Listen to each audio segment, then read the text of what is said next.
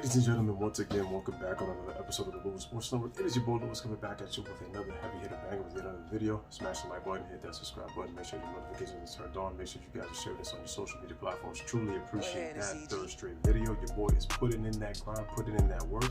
I definitely appreciate you guys taking the time to watch my videos. Now on to the video. So, we are talking about Triple H and Mick Foley with the Royal Rumble in the year of 2000. In the street fight for the WWE title. Why am I mentioning this match and I wanted to talk about this one? It's because this one really showed me that Triple H was a main eventer. And you're probably saying to yourself, but Louis, Triple H fought Stone Cold Steve Austin at the No Mercy pay-per-view in 1999 at the Gun Arena in Cleveland, and he fought him in a no-holds-barred match. Like, how could it get bigger than that? He's going up against Stone Cold. Here's the thing though, Triple H was in his second reign and people were still on the fence as if Triple H was a main event guy. Some people thought that it was starting to happen. I remember when Triple H first won the WWE title, it was a step in the right direction, but even I myself said, okay, he's not a main eventer yet. He's become the champion. Okay, now, but what is he gonna do with that? Like, how far can Triple H's character go into becoming the main event superstar that I think that he can become? You know, is he ever going to reach that status? Because obviously he was not going to be the baby face that The Rock and Austin were. And when Triple H was a baby face, it was with DX in a group. So now, since Triple H really couldn't touch Rock and Austin, that's why he had to become the biggest heel. And he was the intermediary between Austin and Rock. But Triple H, I don't care what anybody says, it was crucial that you had a heel like Triple H. And I give Triple H a lot of credit because you could call him overrated, you could say how much wrestlers he's buried, but the one thing that I respect the Triple H for is when you give him the opportunity, he can be really good at what he does. And what he did with his game character, he took it to a new level. And the one thing I respect about Triple H is that in the match that he had with Mick Foley at the Royal Rumble, it showed me how tough Triple H was. And him and Mick put on a show at Madison Square Garden. I remember I was 12 years old.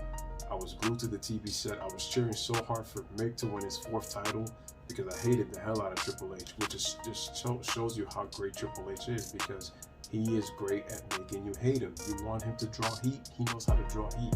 I respect that about Triple H a lot, which is why he also became one of my favorite superstars of all time. Anyway, they tore the house down at the Royal Rumble at MSG in their street fight. I remember when Triple H had suplexed Mick on those wooden pallets at the entrance ramp. He punctured a wound in his calf, and I said, and it was a big gash, and I'm like, that's kind of dangerous. I'm like, I hope they could find some way to pretty much patch that up and try to, stop the bleeding. And kudos to Triple H. This is how tough he is. He continued the match despite that, despite that puncture wound in his calf. And then when Mick Foley, Mick's body, he was breaking down pretty fast. And Mick was only 34 years old, mind you. He was only 34. And his body was breaking down very quickly, so he knew his time was coming to an end. And give Mick a lot of credit. He always put matches before himself. And that was the case with this match right here.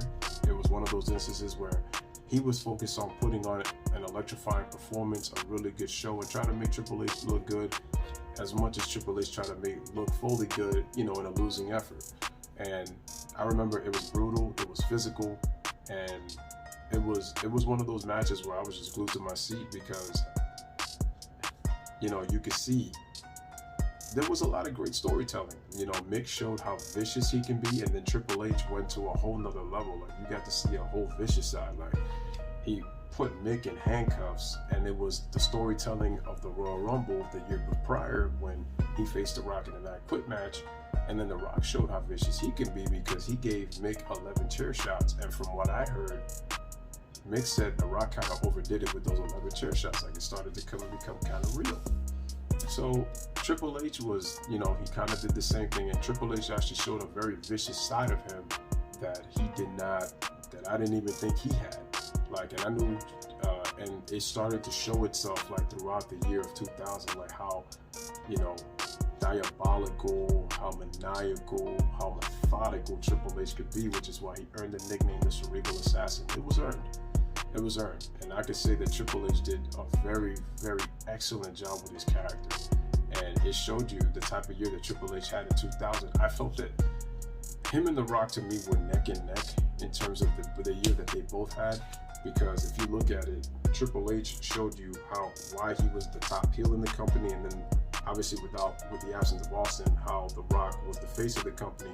Austin's absence let The Rock be the #1 babyface, and it allowed Triple H to be the #1 heel. Triple H was no longer in between those two guys. It was now mano y mano, one-on-one, which is why in the next video that I'm going to do, which is why I'm going to explain why, to me, Triple H and The Rock are Triple H's greatest rival, and The Rock's greatest rival are each other.